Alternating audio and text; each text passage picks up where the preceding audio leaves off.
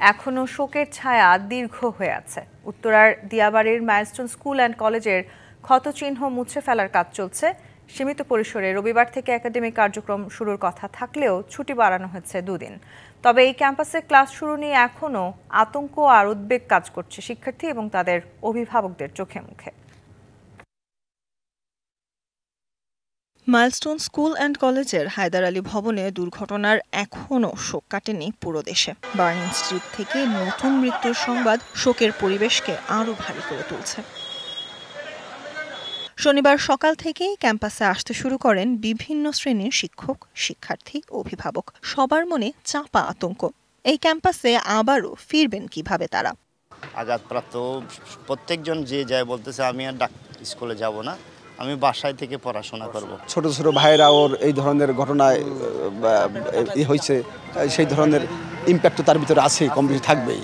Campus থেকে বিমান দুর্ঘটনার ক্ষত মুছে পরিষ্কার করা হলেও শিশুদের মন থেকে এই ক্ষত মুছবে কি সহজে? আমি ওই যে আমাদের বিল্ডিং এ যাইনি, বিল্ডিং এর রাস্তার ওই দিক থেকে আমি ঘুরে চলে এসেছি। এখন ওই জায়গায় অনেক পুড়ে গেছে, তারপর অনেক রকমের খারাপ অবস্থা। মন খারাপ হয় কারণ চোখের সামনে অনেকেই মারা গেছে, এভাবে পুড়ে গেছে, অনেক দগ্ধ হয়ে গেছে। তো ওইখানে তো এখন অনেক ছোট বাচ্চারা হয়েছে, এটা ভয় থাকেই এখন। অভিভাবকদের খুদে বার্তায় জানানো হয় রবি ও সোমবার মাইলস্টোন স্কুল অ্যান্ড কলেজের দিয়াবাড়ি শাখায় সব ধরনের কার্যক্রম বন্ধ থাকবে। তবে আবাসিক হোস্টেল নিয়ে এখনো কোনো সিদ্ধান্ত নেওয়া হয়নি। আমাদের হচ্ছে কি, এখন স্টুডেন্টদের তো একটু ট্রমাটাইজড হয়ে আছে, আমরা খোঁজ নিচ্ছি। আমরা গার্ডিয়ানদের সাথে, স্টুডেন্টদের সাথে টিচাররা যোগাযোগ করতেছে। তারা দেখি মেন্টালি কতটুকু মানে প্রিপেয়ার, সেটার উপর ডিপেন্ড করবে। ক্যাম্পাসের ভেতরে প্রবেশ করতে পারছেন না কোনো দর্শনার্থী। স্কুল কর্তৃপক্ষ থেকে অনুরোধ করা হয়েছে দর্শনার্থীদের ভিড় না করার। Sultana Swarna, DBC News, Dhaka. দেশ বিদেশ থেকে ভাড়া করা মানুষ দিয়ে দেশ শাসন হয় কিনা এমন প্রশ্ন তুলে বিএনপি মহাসচিব মির্জা ফখরুল ইসলাম আলমগীর বলেছেন, নির্বাচন দিয়ে জনগণের শাসন প্রতিষ্ঠা করতে হবে, আর রাতারাতি সংস্কার না করে একটি প্রক্রিয়ার মধ্য দিয়ে যাওয়ার পরামর্শ দিয়েছেন তিনি। রাজধানীতে আলাদা দুটি অনুষ্ঠানে এসব কথা বলেন বিএনপি মহাসচিব। জাতীয় প্রেস ক্লাবে জুলাই বিপ্লবের প্রত্যাশা এবং প্রাপ্তি বিষয়ে আলোচনা সভায় যোগ দেন বিএনপি মহাসচিব মির্জা ফখরুল ইসলাম আলমগীর। দেশের রাজনৈতিক শূন্যতা এবং প্রতিকূল অবস্থা বিরাজ করছে উল্লেখ করে নির্বাচনের প্রয়োজনীয়তা তুলে ধরেন তিনি। বলেন, দেশ শাসনে প্রয়োজন জনগণের সরকার। নির্বাচন না হলে আমি প্রতিনিধি নির্বাচন করব কি করে?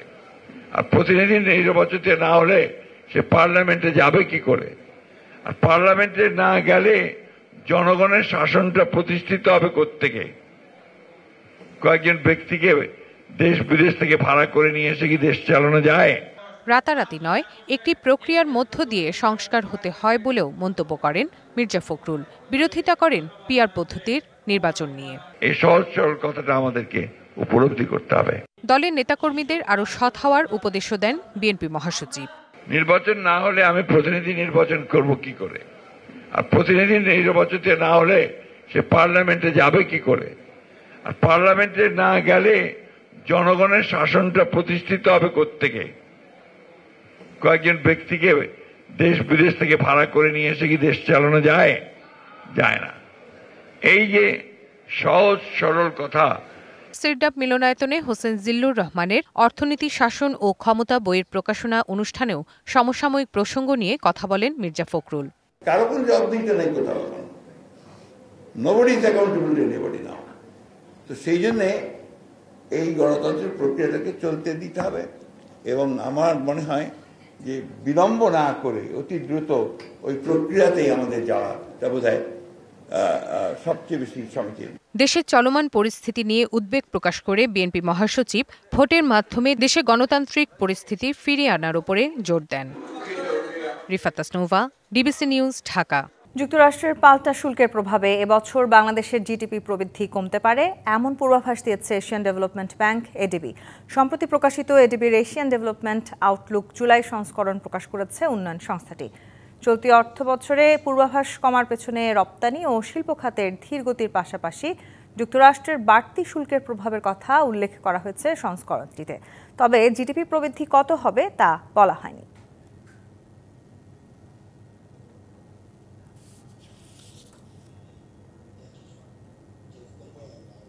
জুলাই গণঅভ্যুত্থানের বেশ কিছু মামলায় অনেক ব্যক্তিদের উদ্দেশ্যমূলকভাবে আসামি করা হয়েছে। এজন্য মামলার তদন্ত কাজ দেরি হচ্ছে বলে জানিয়েছেন স্বরাষ্ট্র উপদেষ্টা অবসরপ্রাপ্ত লেফটেন্যান্ট জেনারেল জাহাঙ্গীর আলম। দুপুরে নারায়ণগঞ্জ শহরের পুলিশ লাইন্স পরিদর্শন শেষে সাংবাদিকদের তিনি আরও বলেন, কোনো নিরপরাধ ব্যক্তি যাতে হয়রানির শিকার না হয় সেদিকে বিশেষভাবে লক্ষ্য রাখা হচ্ছে। একটা হত্যা মামলায় হয়তো 20 জন আসামি হওয়া দরকার ছিল, আপনারা ওখানে 200 আসামি দিয়ে ফেলছেন।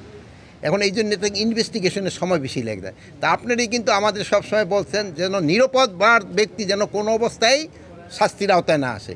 এই জন্য আমাদের কিন্তু এটা আরও বেশিভাবে দেখতে হয়। অনেকে নিজেদের স্বার্থ সিদ্ধির জন্য অনেকে কিন্তু কিছু নিরীহ লোকের নাম দিয়ে দিছে, এই জন্য কিন্তু সময়টা বেশি লাগে। দেশের উপকূলীয় এলাকা ও সমুদ্র বন্দরসমূহের ওপর দিয়ে বয়ে যেতে পারে ঝড়। এতে একই সঙ্গে 15 জেলা 3 ফুট উচ্চতার জলোচ্ছ্বাসে প্লাবিত হতে পারে বলে পূর্বাভাস দিয়েছে আবহাওয়া অফিস। এরই মধ্যে নিম্নচাপের প্রভাব ও জোয়ারের পানিতে প্লাবিত হয়েছে দেশের উপকূলের বিভিন্ন এলাকা। বন্দরসমূহকে দেখিয়ে যেতে বলা হয়েছে 3 নম্বর সতর্ক সংকেত।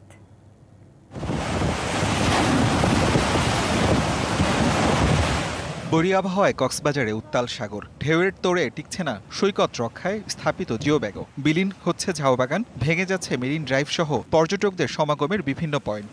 এছাড়া জোয়ারের পানিতে প্লাবিত হচ্ছে উপকূলবর্তী এলাকাসহ শহরের নিচু এলাকা। 2 দিন ধরে ভারী মাঝারি আবার হালকা বৃষ্টি হচ্ছে। কয়েক জায়গায় ঘটছে ছোটখাটো পাহাড় ধসের ঘটনা। প্লাবনের ফলে ক্ষতিগ্রস্ত হয়েছে মৎস্যঘের, সবজি ক্ষেত আর বাড়িঘর। ঝালকাঠিতে নিম্নচাপের প্রভাবে বেড়েছে নদীর পানি। সুগন্ধা, বিষখালী, হালতা নদীতে পানি 2 ফুট বেড়ে প্লাবিত নদী পাড়ের অসংখ্য বাড়িঘর। নতুনচর, কলাবাগান, কাঠপট্টি সহ বেশ কিছু এলাকায় বাড়িঘরে ঢুকেছে পানি। প্লাবিত নদী তীরবর্তী প্রায় অর্ধশত গ্রাম। বরগুনায় নথ নদীর পানি বিপদসীমার ওপর দিয়ে বইছে। সদরের গার্মেন্টস পট্টি, জুতাপট্টি, ফার্মেসি পট্টি সহ বিভিন্ন সড়কে জোয়ারের পানি উঠে যায়। তলিয়ে গেছে বড়ইতলা ফেরিঘাটের সড়ক। ফেরি চলাচল বন্ধ থাকলেও জীবনের ঝুঁকি নিয়ে খেয়া পারাপার চলছে। জোয়ারের পানি বৃদ্ধি পাওয়ায় ভোলার নিম্নাঞ্চল প্লাবিত। সদর উপজেলার রাজাপুর, পূর্ব ইলিশা, কাচিয়া, শিবপুর সহ জেলার মনপুরা, ঢালচর, কুকরিমুকরি ও কলাতলি চরের নিম্নাঞ্চল প্লাবিত হয়ে হাজার হাজার মানুষ পানিবন্দী হয়ে পড়েছে। এদিকে চাঁদপুরে নামতে শুরু করেছে বন্যা কবলিত এলাকার পানি। পানিতে তলিয়ে গেছে কয়েকটি এলাকার রাস্তাঘাট ও পানের বরজ। এতে ব্যাপক ক্ষতির আশঙ্কায় পান চাষিরা। আসিফ খান, ডিভিসি নিউজ। টানা কয়েকদিনের ভারী বৃষ্টিতে আকস্মিক বন্যার কবলে যুক্তরাষ্ট্রের নিউ মেক্সিকো অঙ্গরাজ্য। সবচেয়ে বেশি ক্ষতিগ্রস্ত রাজ্যটির রুইডোসো গ্রাম। বেড়ে গেছে স্থানীয় নদীগুলোর পানি, বানের জলে ভেসে গেছে বেশ কয়েকটি বাড়িঘর। সরিয়ে নেওয়া হচ্ছে স্থানীয়দের। প্রবল বর্ষণে বন্ধ হয়ে গেছে রাস্তাঘাট। কোথাও কোথাও জারি করা হয়েছে ভূমিধসের সতর্কতা। অঞ্চলটি পাহাড়ি এলাকা হওয়ায় সাময়িকভাবে বন্ধ ঘোষণা করা হয়েছে পর্যটন কেন্দ্রগুলো।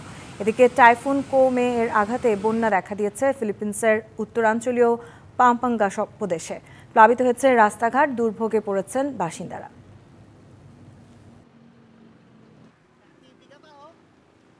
কয়েকদিনের রক্তক্ষয়ী সংঘাতের পর এবার থাইল্যান্ডের সঙ্গে যুদ্ধবিরতি চায় কম্বোডিয়া। এতে একমত পোষণ করেছে থাইল্যান্ড। শতাব্দী পুরনো এই সীমান্ত বিরোধে গত কয়েকদিনে নিহত হয়েছে অন্তত 32 জন, আহত শতাধিক। নিজ ঘরবাড়ি ছেড়ে যাচ্ছেন সীমান্তবর্তী লাখো মানুষ। ঘটনা শুরু 1 শতাব্দী আগে ফরাসি উপনিবেশ আমলে। স্থানীয় প্রেয়া ভিহেয়ার মন্দির ঘিরে 800 কিলোমিটার দীর্ঘ সীমানা নির্ধারণ নিয়ে বিরোধ বাধে থাইল্যান্ড ও কম্বোডিয়ার মধ্যে। এর জেরে পরবর্তীতে কয়েকবার সংঘাতও দেখা দেয় দুই দেশের মধ্যে। তবে চলতি বছরের মে মাসে সংঘাত দানা বাঁধলে সীমান্তে কড়াকড়ি নিষেধাজ্ঞা ও বাকযুদ্ধ পরিস্থিতিকে আরও অশান্ত করে তোলে। এরই মধ্যে গত বৃহস্পতিবার ফের গোলাগুলি শুরু হয় কম্বোডিয়ার প্রেয়া ভিহেয়ার ও থাইল্যান্ডের সুরিন প্রদেশের সীমান্তে। থাই সেনাবাহিনীর অভিযোগ, কম্বোডিয়া প্রথমে রকেট হামলা চালায়। এর প্রতিক্রিয়ায় থাইল্যান্ড পাল্টা বিমান হামলা চালায় কম্বোডিয়ার সামরিক স্থানে। এতে দ্বিতীয় দিনও সীমান্তবর্তী 4টি প্রদেশের কাছে একাধিক স্থানে সংঘর্ষের কথা জানায় থাই সেনাবাহিনী। কম্বোডিয়ার ওপরে বিমান হামলা চালিয়েছে থাইল্যান্ড, ফলে যা রূপ নেয় রক্তাক্ত সংঘাতে। এই মুহূর্তে 20,000 কম্বোডিয়ান ও প্রায় 1,40,000 থাই বাসিন্দা এলাকা ছেড়েছেন। থাইল্যান্ড সীমান্তের 8টি জেলায় জারি করা হয়েছে সামরিক আইন। এরই মধ্যে এ সংঘাতময় পরিস্থিতি নিয়ে গতকাল জরুরি বৈঠকে বসেন জাতিসংঘ নিরাপত্তা পরিষদের সদস্যরা। বৈঠকে অবিলম্বে নিঃশর্ত যুদ্ধবিরতির আহ্বান জানায় কম্বোডিয়া। বিপরীতে থাইল্যান্ডের পররাষ্ট্র মন্ত্রণালয় বলছে, যদি কম্বোডিয়া কূটনৈতিক উপায়ে দ্বিপক্ষীয়ভাবে কিংবা মালয়েশিয়ার মাধ্যমে সংঘাত নিরসনে আলোচনা চাইলে প্রস্তুত রয়েছে ব্যাংককও। Hasna Akter, DBC news desk. জাতিসংঘের বিশ্ব খাদ্য কর্মসূচি বলছে, প্রতি ৩ জন গাজাবাসীর 1 জন না খেয়ে দিন কাটাচ্ছেন। শিশু ও নারীরা ভুগছেন মারাত্মক পুষ্টিহীনতায়। চলতি সপ্তাহে পুষ্টিহীনতায় 9 জনের মৃত্যু হয়েছে। যুদ্ধ শুরুর পর থেকে ক্ষুধা ও অপুষ্টিতে প্রাণ হারিয়েছে অন্তত 122 জন। যুদ্ধ বিধ্বস্ত গাজা পরিণত হয়েছে অনাহার ও অপুষ্টির এক হাহাকার ভূমিতে। দিনের পর দিন খাদ্য সংকটে মৃত্যুই হচ্ছে অমোঘ পরিণতি। জাতিসংঘের বিশ্ব খাদ্য কর্মসূচি বলছে, গাজায় পুষ্টিহীনতা ভয়াবহ হারে বাড়ছে। অন্তত 90,000 নারী ও শিশুর জরুরি চিকিৎসার প্রয়োজন। চলতি সপ্তাহে অপুষ্টিতে ভুগে আরও 9 জনের মৃত্যু হয়েছে। ইসরায়েল বলছে, ত্রাণ প্রবেশে কোনো বাধা দিচ্ছে না তারা, বরং সব সংকটের জন্য দায়ী হামাস। তবে আন্তর্জাতিক সংস্থাগুলোর বক্তব্য, বাস্তবতা ভিন্ন। ত্রাণ সীমিতভাবে প্রবেশ করছে, কিন্তু প্রয়োজনের তুলনায় তা অতি নগণ্য। ইসরায়েল বলছে, শিগগিরই গাজায় বিমান থেকে ত্রাণ ফেলার অনুমোদন দেয়া হবে। কিন্তু সাহায্য সংস্থাগুলোর দাবি, এটি কার্যকর কোনো সমাধান নয়, বরং বিপজ্জনক এক প্রচেষ্টা। তবে ইসরায়েলের ওপর চাপ বাড়াচ্ছে ইউরোপীয় শক্তিগুলো।